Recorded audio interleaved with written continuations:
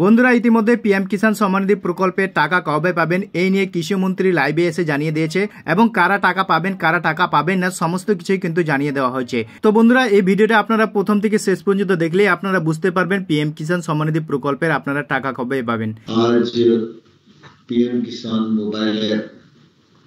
का शुभारंभ हो रहा है। इस अवसर पर मैं आप सबको अपनी ओर से बहुत बहुत बधाई देता हूँ, बहुत बहुत शुभकामनाएं देता हूँ। हम सभी जानते हैं कि पीएम किसान सम्मान निधि भारत सरकार की यह योजना बहुत ही महत्वाकांक्षी और व्यापक योजना है और मुझे कहते हुए बहुत गौरव है कि इस योजना के क्रियान्वयन में राज्य सरकारों ने काफ़ी परिश्रम पूर्वक अपनी भूमिका का निर्वाह किया है और इसी का परिणाम है क्या लगभग 8.5 करोड़ लोग हैं जिनको हम किस्त देने की स्थिति में केबीआईसी के बाद भी आ गए।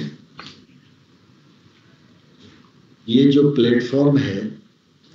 ये प्लेटफॉर्म जितना परिमार्जित होगा तो मैं समझता हूँ कि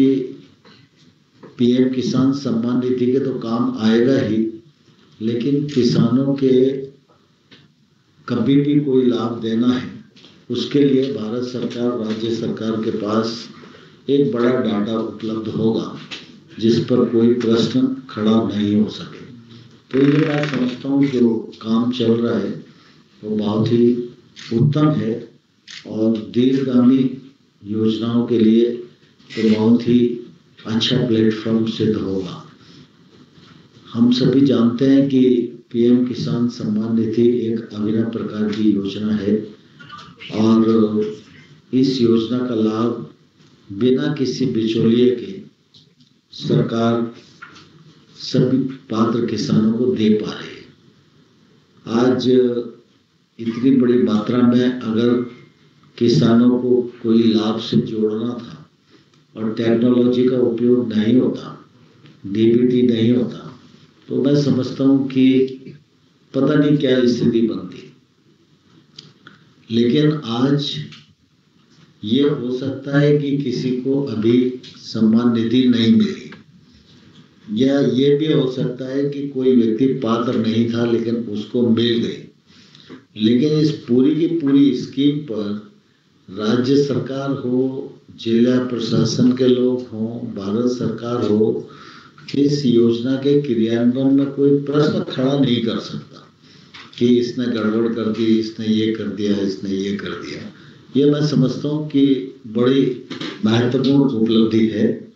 और भारत सरकार ने टेक्नोलॉजी का उपयोग करके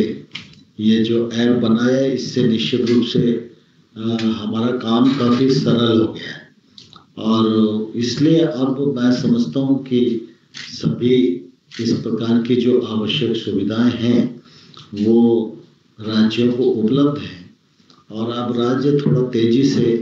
काम करेंगे तो मैं समझता हूँ हम सब पात्र हितग्राहियों तक पहुँच जाएंगे और जो लक्ष्य है उस लक्ष्य को प्राप्त कर लेंगे। प्रधानमंत्री जी लगातार ये आग्रह करते रहे हैं कि भाई जब राशि उपलब्ध है तो फिर हम सैचुरेशन पॉइंट पर क्यों नहीं पहुँच पा रहे, और लगातार उनका आग्रह बना रहता है और मैं समझता हूँ देश भर में